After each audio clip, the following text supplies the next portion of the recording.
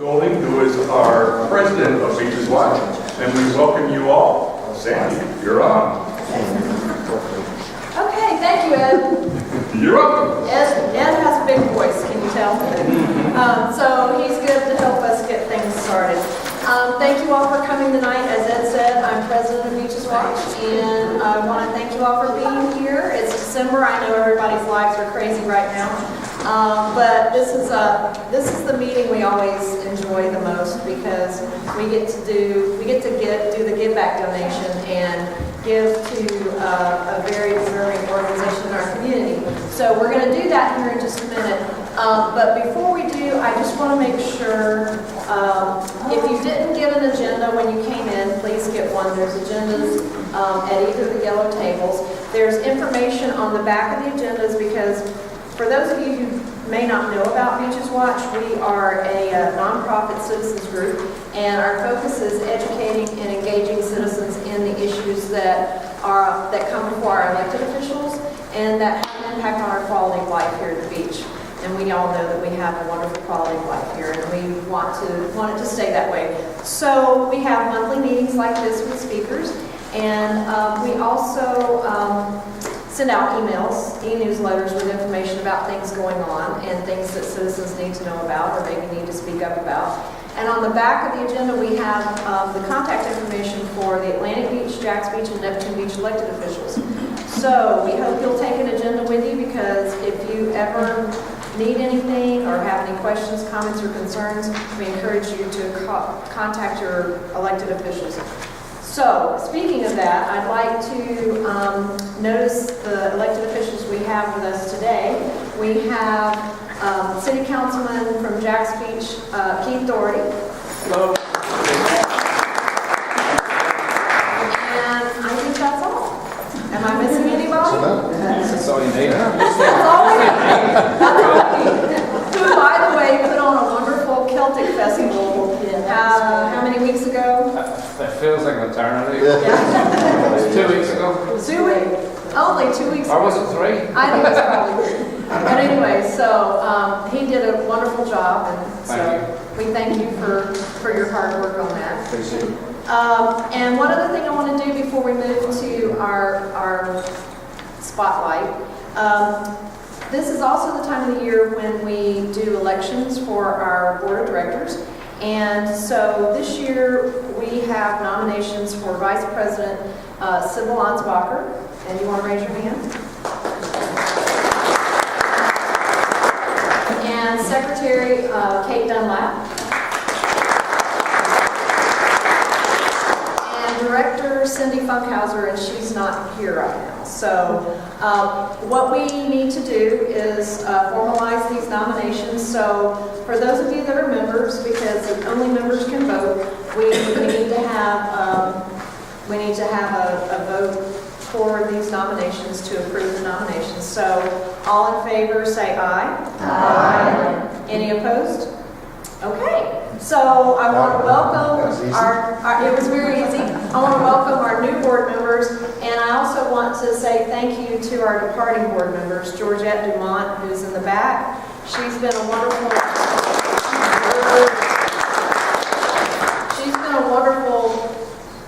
addition to the board, and we've been very thankful to have her. We hate to see her go. And then also Ed Robb, who was our vice president for several years. And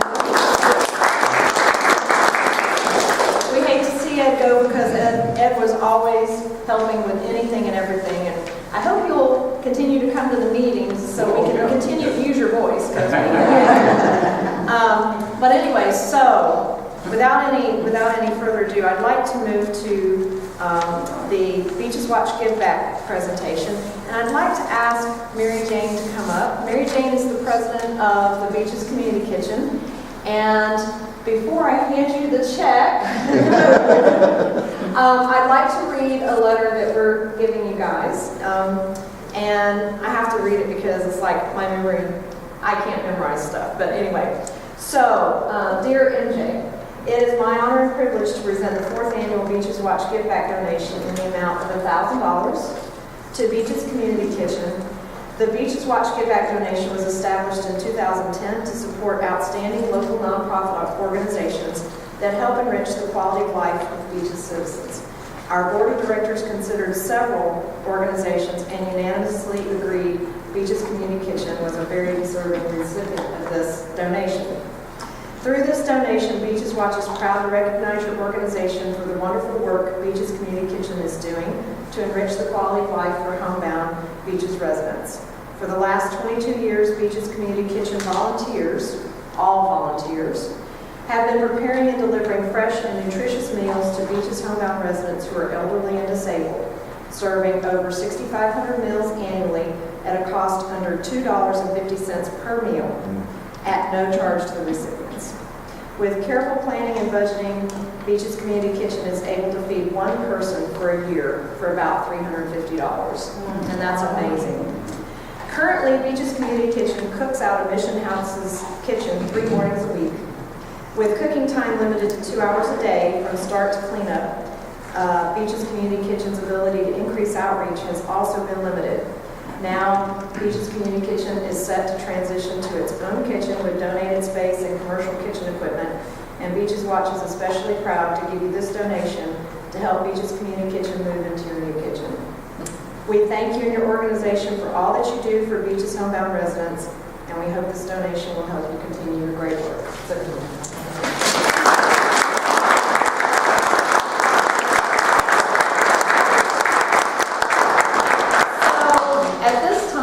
I'd like for Mary Jane and there are several representatives that are here as well who have on their aprons. We want to thank you all for being here also, and thank you for everything you do. And I'd like to let Mary Jane tell us all about the Community Kitchen because, you know, I personally did not know about your organization until we received the nomination, and this is why we like to do this because there are so many great organizations in our community that we don't even know about, and so now we would like you to learn more about what they're doing. So, go right ahead. Thank you very much, Sandy, and everyone here. Our organization is made up of people just like you, and with very grassroots. And we haven't sought publicity, and we really weren't in the position that we wanted to seek anything big happening. We've been doing what we've been doing very well, and we're very settled and happy with that. And people came to us and asked us if we would be willing to grow to meet current needs. And so that's how we got in this position. But it's really been nice to let the community know that this work's been happening. And it's just the quiet little angels out there. And these are my angels. We have about 80 volunteers. And everybody's volunteer. We have no paid salaries, and we have no office expense. We don't even have telephone expense.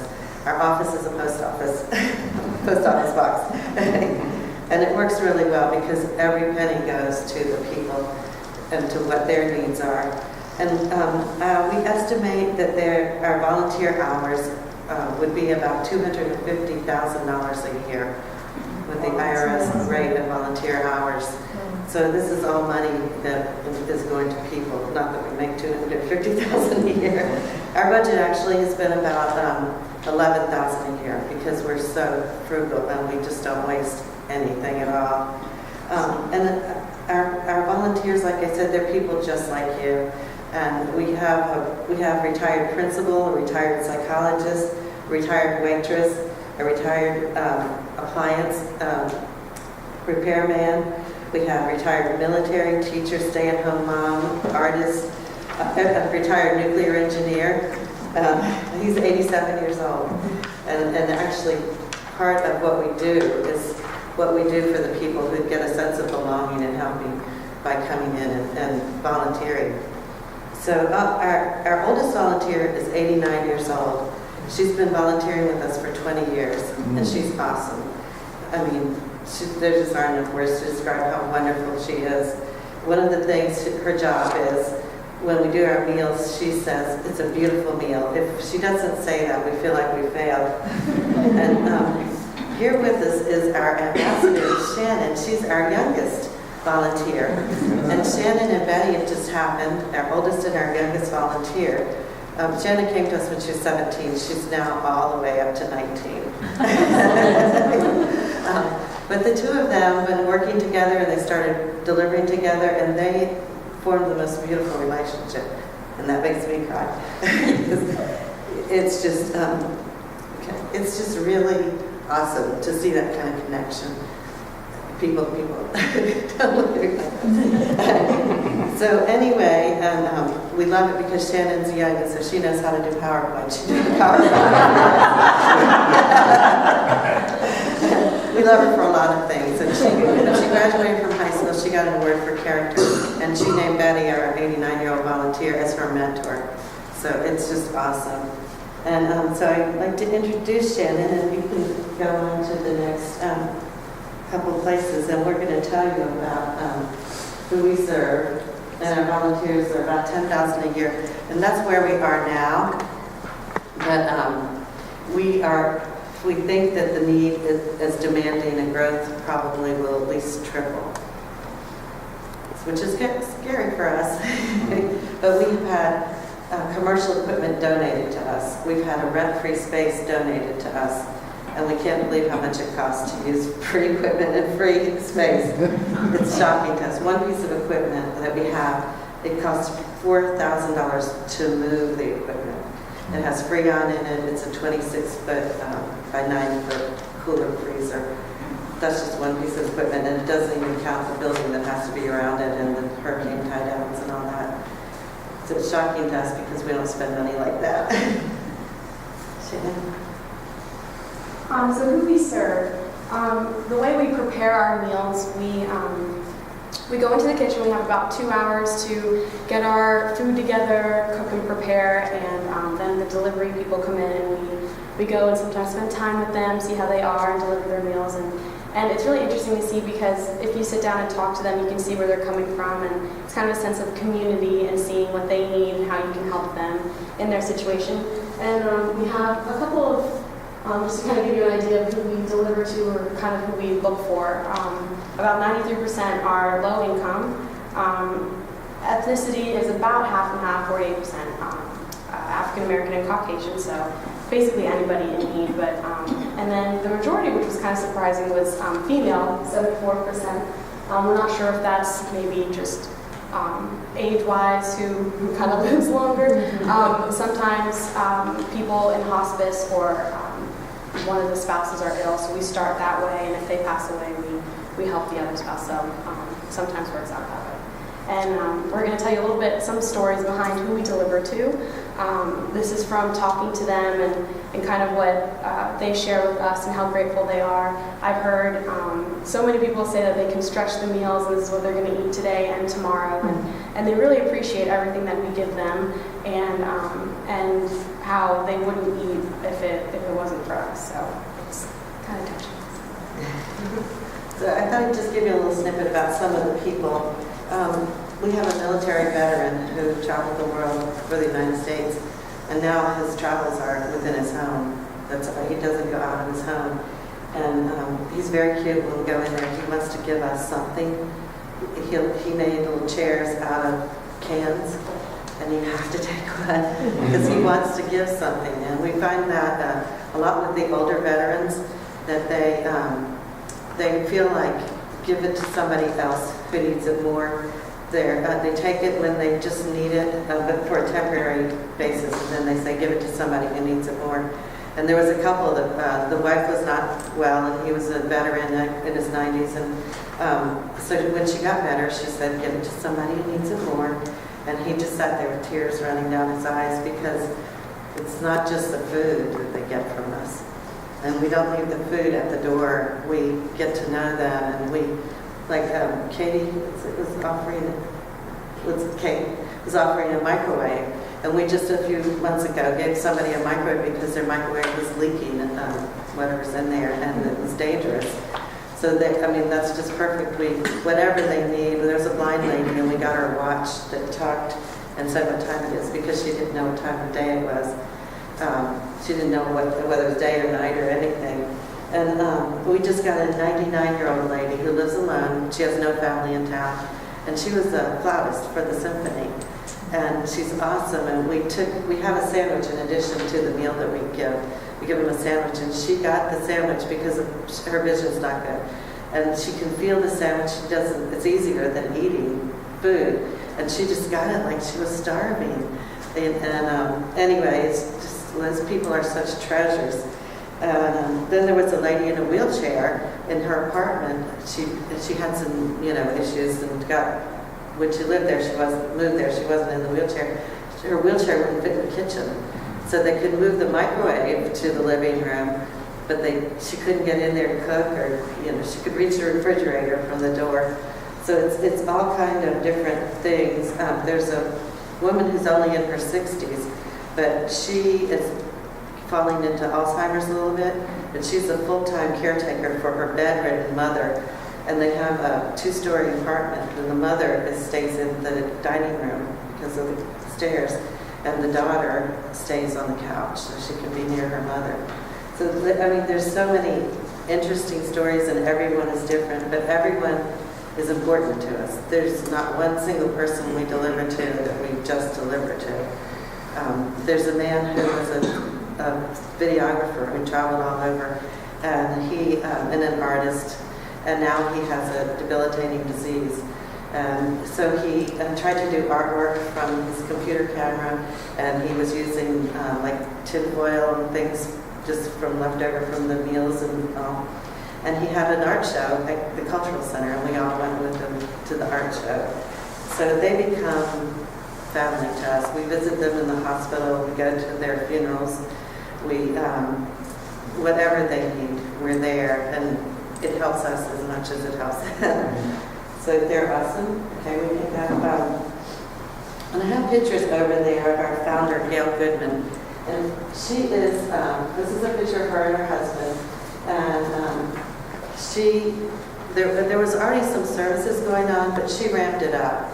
And she just couldn't stand it that there were poor people there, and there were people willing to take food to them, and the connection wasn't being made. And she said, they need somebody to feed them, they need somebody to love them.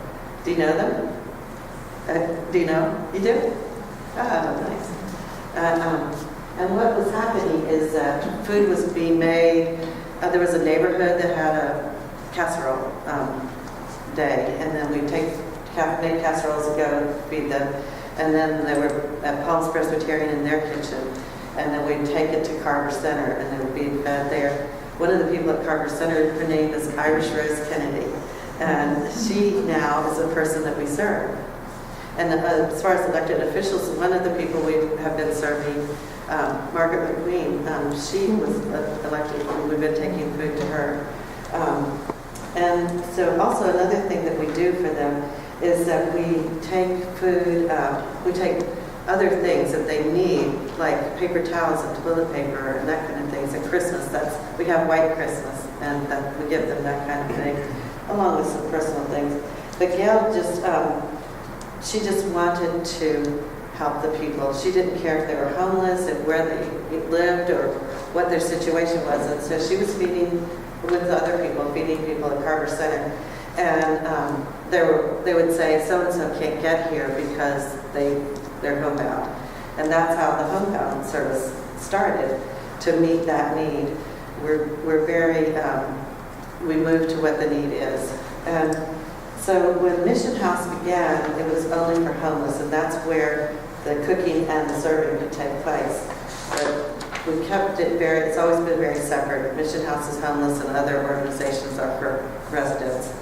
So that's why we're in the kitchen at Mission House, because we've been there since all of that started, and we put the down payment on the building, and very much a part of getting Mission House started. But we serve the beaches, the residents. And we only serve the beaches now, too. The thing about the residents, okay, now I lost my place. Okay. That's all we do is residents, and it's residents helping residents. It's very, very personal and very individual. So here we are now, our 65 That's one of our volunteers who lives in Homebound Towers. And we were always afraid to serve the towers because we were afraid once we opened that door, we would have an avalanche. But it's managing. There are people, there's a couple in there now who are very frail and under 100 pounds. And we're taking care of them. All right, to help. Okay. And the way that we were able to raise money in the past was through Christmas tree and pumpkin sales. I don't know if you remember the big community kitchen. Yeah. And now we have the 2 hours a day, only because people come in after us and cook the lunch meal for the homeless. And that's all the time we can get. It's 2 hours, it just aren't enough hours. And where we are going, here is some of the kitchen equipment. This is like hundreds of thousands of dollars worth of kitchen equipment. It was bought in 2009, and it's been closed, the restaurant's been closed for about a year. And so the equipment is basically new, and just beautiful equipment. And we're so excited to have this. But there's things like, there are not very many pots and pans. That's just something we still have to buy. We use steamer ovens, and there's only one of those, and we have to buy another. They're like 18,000 or something each. And this is the videographer I was telling you about that is now confined to his home, the artist. Part of why we're expanding is more of the need. We're kind of unique in the sense that we go and deliver food, and with the wait list getting longer and longer for Meals on Wheels or something like that, we see a lot of people that we just can't cook enough food for, and kind of have a bigger flow of volunteers come in. We have a limited amount of time and space, and so part of the reason was the stories that we hear. And about a year ago, a man who was disabled, lived in the Mayport area, couldn't cook for himself, and so he tried to get on the waiting list for Meals on Wheels, and they said it would be a minimum of about 8 months. And so we were able to get him on our list and deliver to him immediately. And sadly, he passed away, and that was before he would even see his name on the wait list for Meals on Wheels. So there is a dire need for people to receive our help, and so that's kind of why we got pushed out of our comfort zone to expand and hopefully triple the amount of people that we deliver to in the near future when this project finishes up. And with the numbers, like 800 on the waiting list for Meals on Wheels, and there's another number of 1,173 elderly people on the waiting list for home-delivered meals. So if only 10% of those are at the beach, we're talking about tripling who we serve now. And they're a little hard to find because they're unseen people. They don't get out and you don't see them. And there was what really kind of moved this whole thing forward before the kitchen equipment was donated was there was a man who died in his home. He starved in his home, and he lived with people around him, but nobody noticed that he wasn't getting to the store or anything. He was there with his wife who had Alzheimer's, and he just there was no food. He didn't go out to the store. He didn't leave her, and so this is what we're trying to prevent from happening. And according to the statistics, there's a lot of people out there now that we don't know about. We're going to try to meet the need. It's very scary for us. In the community, we rely on the community. We don't have any businesses that are supporting us. We don't have any government. We don't even have any grants yet. But we've tried. We will continue to try, and we will get them. Part of the reason we have been able to get them is because we don't have all of the financial reports and all. Our finances are so simple. We buy food, we pay our post office box, and it's so simple. It's ridiculous to do a profit and loss statement and all these different financial statements because you're saying the same 4 numbers over and over, different titles on them. And everybody with the grants, they want the history and all that stuff. So we do want to say that Christ Episcopal Church gave us a very generous donation, and we found out it was one person who we had met gave us the donation, which is just mind-blowing. But that we will be able to, do something with it, all that's happening because of that one donation. It's not enough to pay for everything, but it's the big impetus. So it's going to happen. And other churches, mostly individuals, and organizations like yours, and we can't thank you enough. And the yoga community, the fitness community here at the beach has really gotten behind us and had all kinds of events that are not big events, but they add up, and it's working. So it's just catching on when people hear about us, they love us. Not me personally. Yeah, you personally. But anyway, and some of the needs that we have now, we still need some of the people. We have a free architect, we have a free commercial kitchen consultant, and a free plumber and all that kind of stuff, but we need a free electrician. Because anything we can get for free, that's our number one goal. So we need a CPA. We need somebody to do a live little YouTube kind of thing. And anyway, so all of the jobs are not in meal cooking or even delivering, because I hate to admit it, I don't cook at all. and God provides very well. And I just thank you all so much.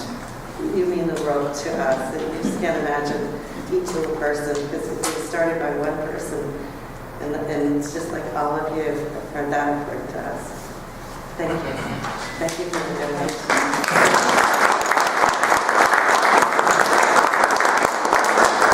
Does anybody have questions that you'd like to ask Mary Jane before we move on? I do. Do all your volunteers that cook, do they cook there, or can they cook at home and bring you stuff?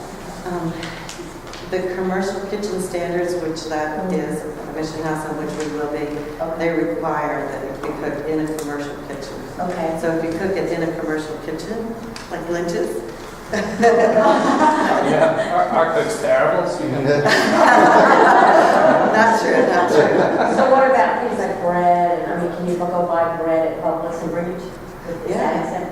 something like Right now, the agencies, being Mission House, us, and some other agencies are really doing a lot of food sharing. So the Fresh Market, Publix, and Winn-Dixie all donate food wonderful. that we get part of the fresh salad that we have every day that comes to Mission House.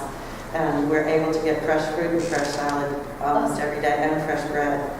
So it's really a beautiful thing, the way the community works together like that. The businesses that have food and the organizations that use it are very generous with each other.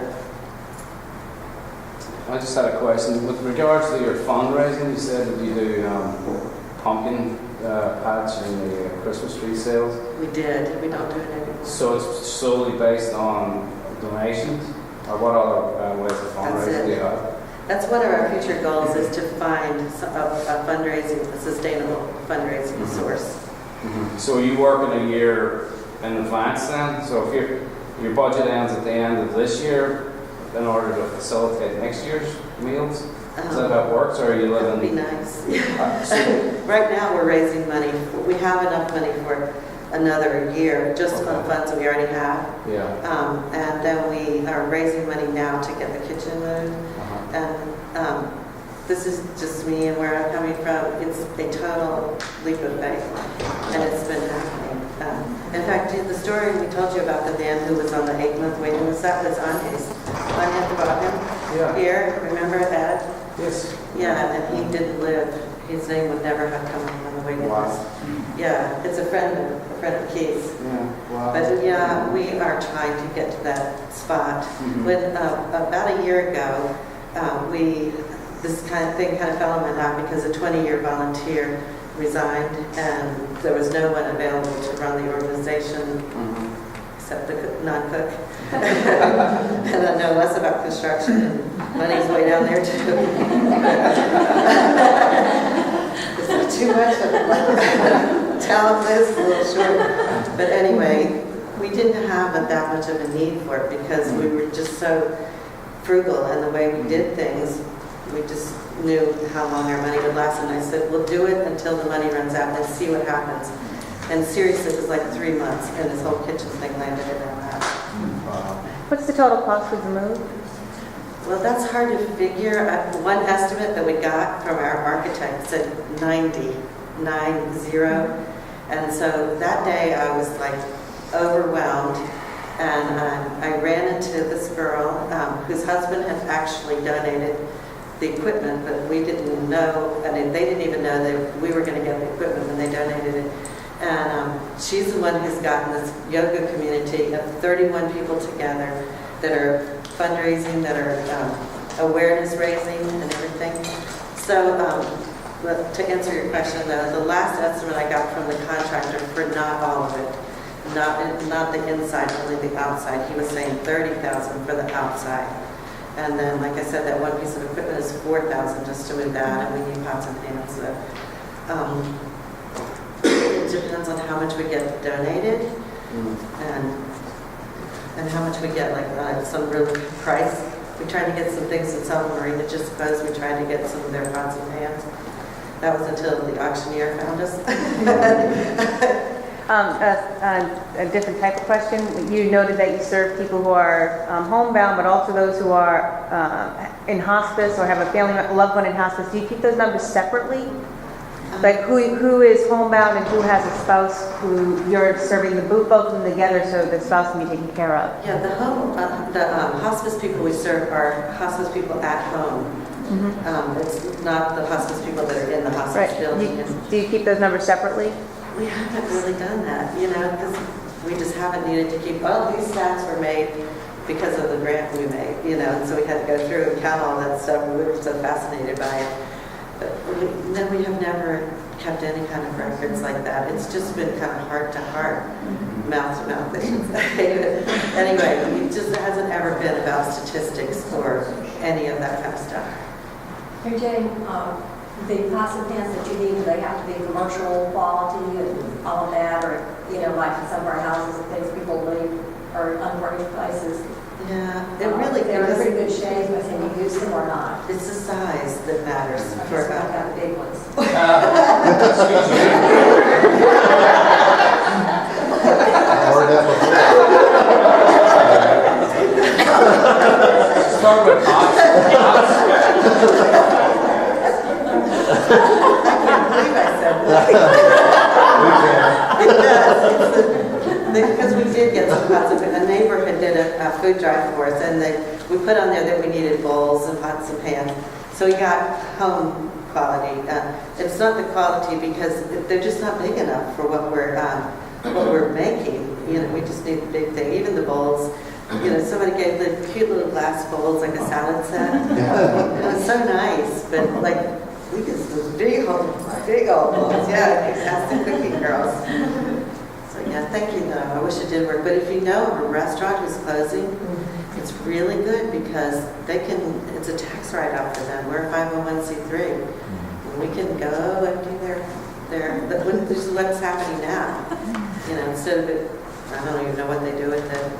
They don't donate it, but this is all a charitable donation for the restaurants. So how do you I take it you deliver all meals in styrofoam?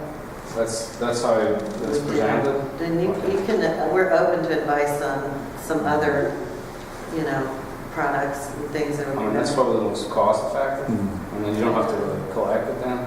I know, because I feel really badly because styrofoam's so bad for the environment. But we do another thing. We deliver our meals within 1 hour of preparation. So it's warm, it's fresh.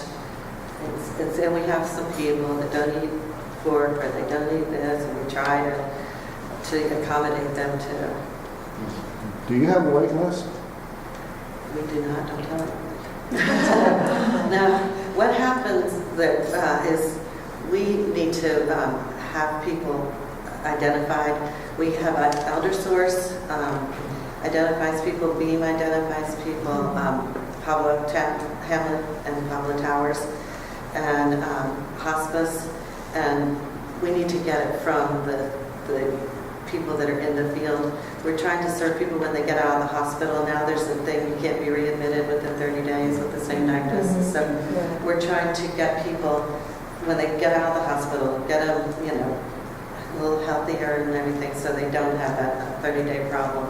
But, all that has to come from the doctors, the rehab places, all that kind of stuff. We don't want self-referrals because everybody would like our meal. How much have you grown in the last year, if you don't mind me asking? We have not. We haven't grown in 22 years to speak of. I mean, as far as the number of meals is concerned, you stayed the same since day one to today? There's probably been 10 or 15 that we've gotten bigger.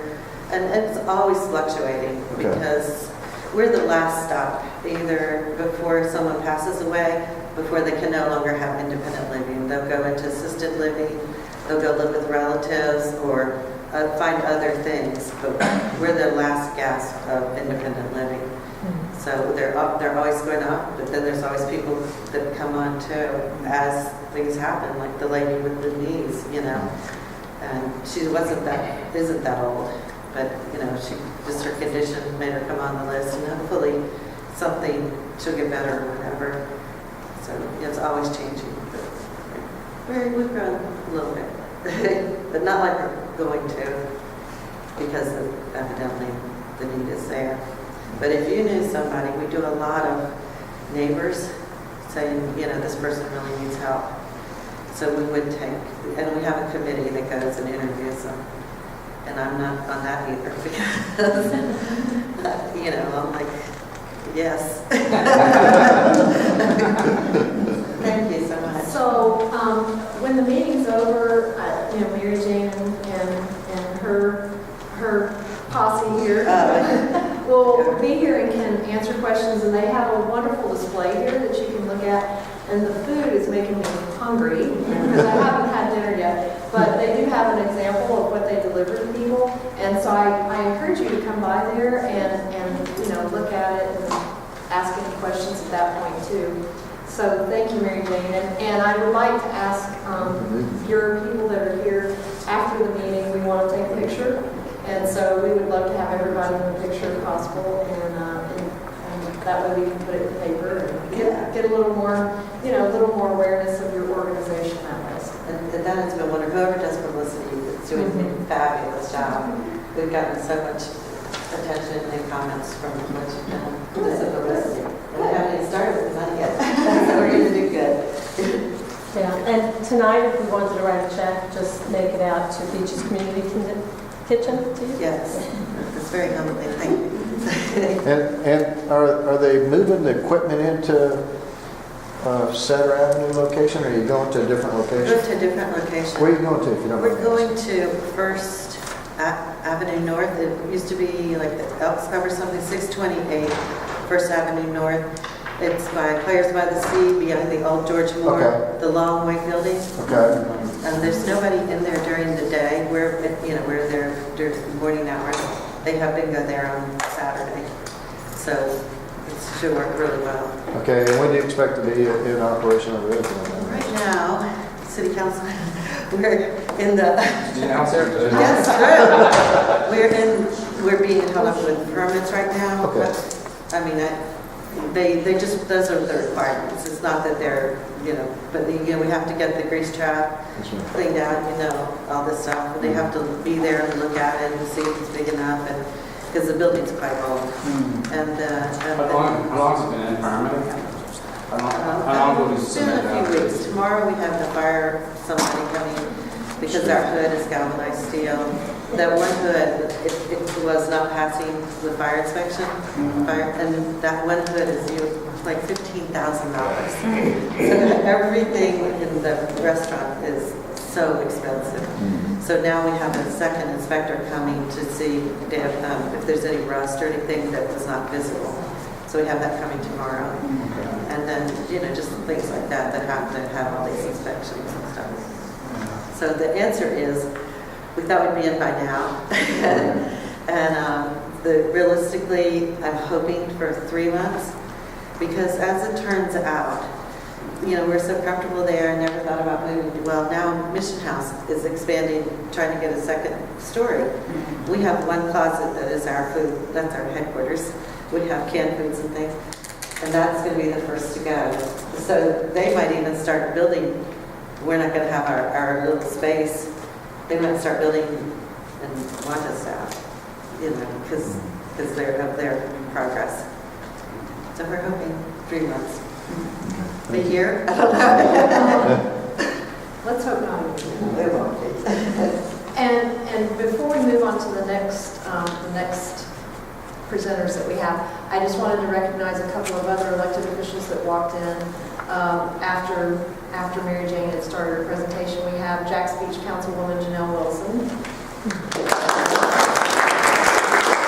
And we have newly elected Atlantic Beach Commissioner Jimmy Hill. So we're glad you guys are here. Now, next on the agenda, I'd like to turn the floor over to Judy Shecklin and Dan Burton, okay, who would like to take a few minutes to talk to us about the Atlantic Beach human rights ordinance that's being proposed and going before the Atlantic Beach City Commission. So, you guys come on up. Thank you. Oh yeah, there's a whole stack back there.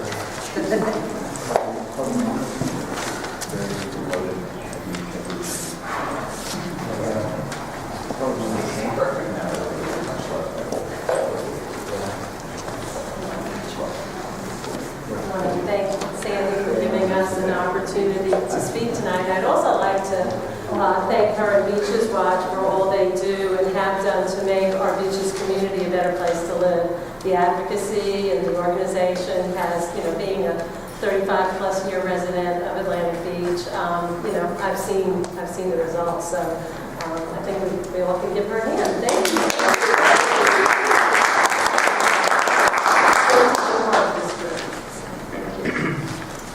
We're here tonight to talk with you a little bit about the Human Rights Ordinance, and Dan is going to give you a little bit of a history of the things that have taken place, and then we're going to bring it up to 2013, where we are now, and in Atlantic Beach, and also hopefully have some time to answer your questions. Okay. Right. Well, one of the things we're interested in trying to do in Atlantic Beach is pass a human rights ordinance inclusive of sexual orientation, gender identity, expression, and veteran status. The idea of passing human rights ordinance, these are not new ideas. Some of these ordinances have been on the books in other cities for as long as 40 years. The first city to pass an ordinance to protect sexual orientation was East Lansing, Michigan, back in the early 70s. And the first one to protect on gender identity and expression was in Minneapolis, in Minnesota, in 1975. So we have a few communities that have had these on the books for a very, very long time. And what we know now is there's about 180 some odd communities that have passed human rights ordinances with sexual orientation and gender identity and expression protections. And there's probably another 30 or so that just have sexual orientation because they passed them a while ago. And now, a lot of them are in the process of updating and adding gender identity and expression back in because they didn't do it the first time around. Just in the past week, another couple communities passed some ordinances. Hyattsville, Maryland was one of those communities that just updated and added gender identity and expression protections because they'd already had sexual orientation in place. And Trenton, Michigan is another little community that just passed in the last week a human rights ordinance. So you might be saying, where's Hyattsville and Trenton? You may not even be familiar with them. And the fact is, most of the large cities have already passed these ordinances, and they've been on the books for a very long time. So really all that's left is some of these smaller communities, and there's communities like Atlantic Beach, and Jacksonville is another community that you may be aware of, had an opportunity to pass the human rights ordinance last year. And they have one on the books, but it's not fully inclusive. It doesn't include sexual orientation, gender identity, and expression. So there was an effort to push that through, and it did not go through. And so that's one of the reasons why we're here today. Is like there are a lot of people who are very upset by that. And what we know is that based on the polling data that we've seen, and based on the conversations we have a lot of people in the Atlantic Beach area that are very supportive of this idea. And so that's one of the reasons why we're here tonight. This is we want to be able to share what we're doing and why we're doing it, and a little bit of that history. So how you can help. How you can help. And specifically, we're looking at 3 areas. What we're looking at is employment, housing, and public accommodations. And, questions that we've had regarding, how this would impact people. With the information Dan's presenting, Jacksonville is one of, we had 70 largest cities in the country all have human rights ordinances. I think there's one other town in Texas that does not. Right. And when we look at the history of the kinds of problems or litigation, it's minuscule. There hasn't really been much.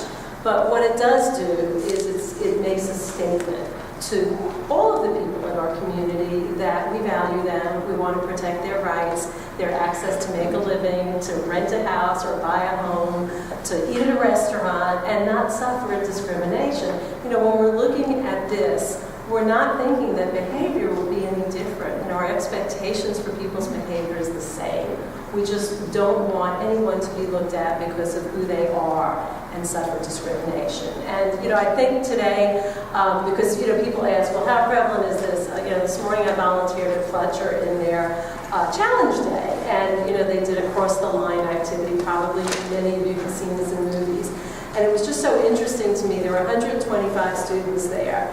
And one of the questions was, if you know somebody, who's in the LGBT, lesbian, gay, bisexual, transgender community in your family, friendship, or maybe it's you cross the line.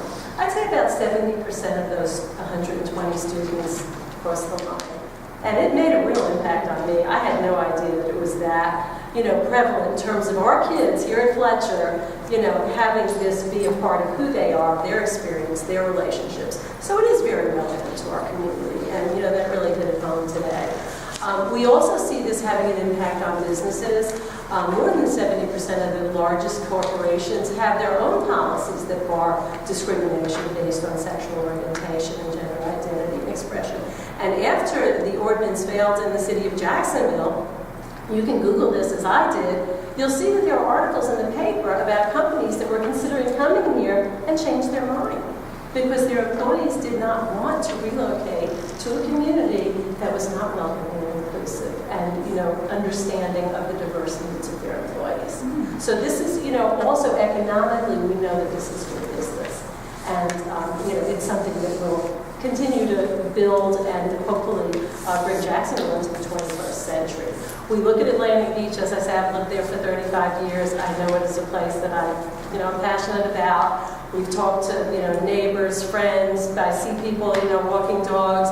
And I just haven't heard much of anything except support for this. And so that kind of is why we started our effort there. We had our first meeting on November 25th, and fortunately there was a consensus to move it on. And our next meeting is going to be on Monday night. There will actually be a vote whether or not to move the language forward. The last meeting was a workshop meeting. The following meeting will be on December 16th. These meetings are at 6:30. They're in the Atlantic Beach City Commission. And of course there is public comment. And fortunately Atlantic Beach is a community where the public is very welcome to provide input and speak. And then, we're not sure where it will go after that, but we're looking at language and we're looking, at enforcement. Probably some of you saw in the paper, we had over 60 speakers at the last meeting. Many of them just read about it and came and, very passionate speeches about civil rights and how important this is. So anyway, we're very excited about this, and we're open to questions, and we certainly hope that you might be interested in participating. We've got postcards in the back. We also have information regarding if you would like to sign up to get information about what we're doing and sign on as an ally for us in this action, in this very exciting campaign, we believe. Yes. If the city of Jacksonville had actually passed this ordinance, would it be necessary and the other That's a very good question. If each of the beaches, community stops to it, and then the other non-Jacksonville parts of Jacksonville, would it make a difference? I believe it would. I think that, there was a lot of, trepidation on some of the city council people in Jacksonville. it was the first time, it was really kind of the first time we ever had a conversation about LGBT issues at a citywide level. And I think for a lot of them, they just, they weren't ready for that. But I think other places have these conversations and made it through, and I think the more people start talking about it, they say, oh, that makes sense to me, it's common sense, we don't want to discriminate against people. So I think that, having the beaches be involved and be able to make some of that movement, certainly people will take notice and hopefully Are any of the change other hearts and communities minds. involved, or any of the other communities doing that independently, or is it Atlantic Beach the only one? Right now, it's just, we know Atlantic Beach. I don't know anything about Baldwin. We have other folks here from Jack's Beach, and we've heard from a little bit from Neptune. Yes. They have separate, Yeah. each town has its own council. Yes, So exactly.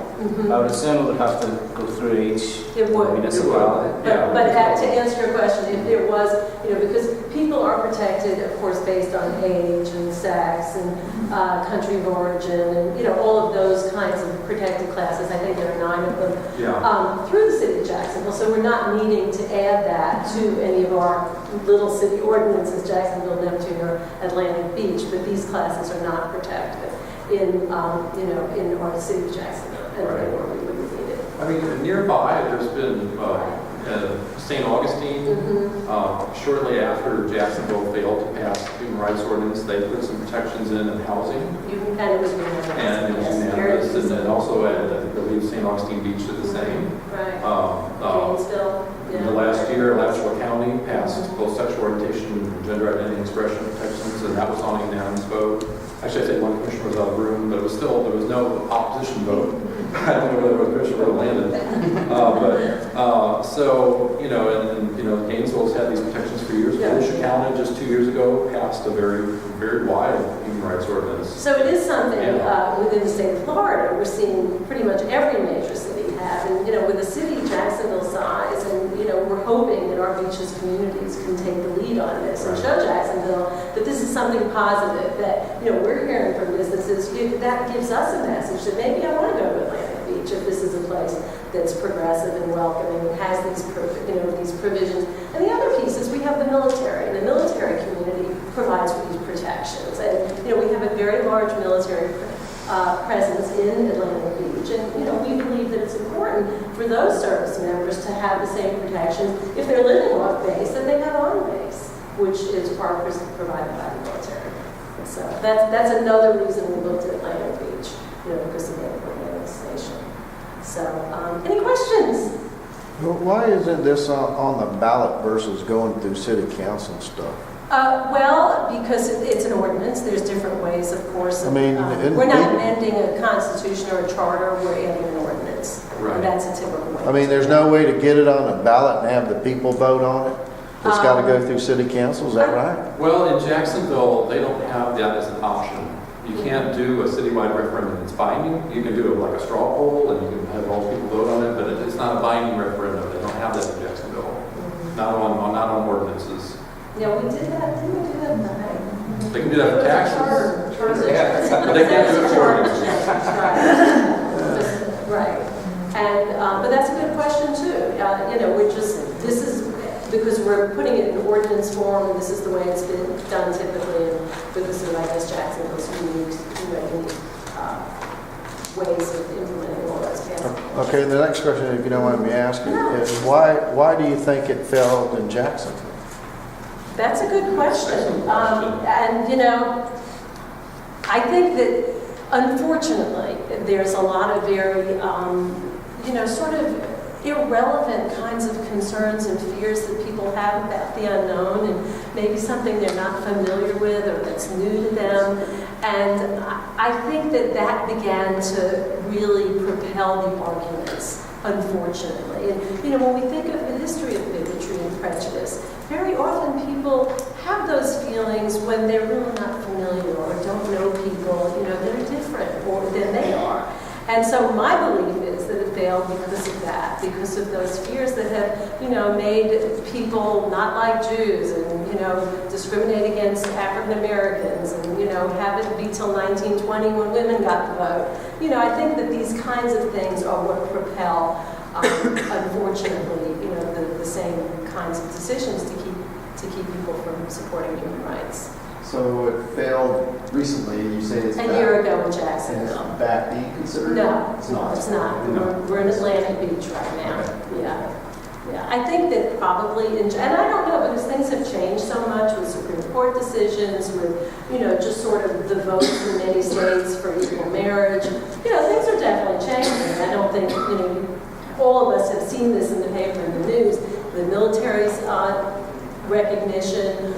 So certainly that may be the time in Jacksonville, but, it was so recent that I don't know. I don't know if this is time to bring that up again. Yeah, well, the same body that voted it down is still seated. Right. So unless someone had a change of heart and mind, Right, so it's kind of it like. may end up with the same results. Right, And so that's the question we Yeah. don't Is there a really know public the answer record of to. how the vote was? Oh, Yeah. certainly. Yeah, Information, yeah. Yeah.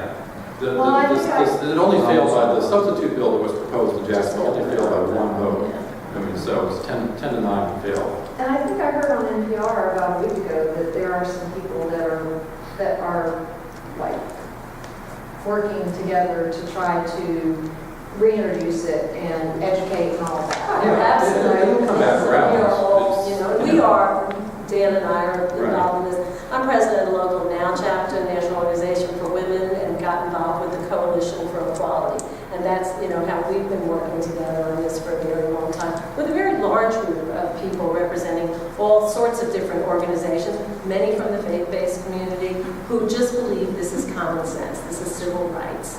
And, we just think everyone has a right to be protected. So if you would like to join us, on December 9th or at any other time, we do have postcards if you would like to be someone who says, yes, I agree with this, and, we're just sort of keeping records of that so that we can let people in the communities know how many supporters we have. We also have sign-up sheets for that. So, we hope that we can count on your support.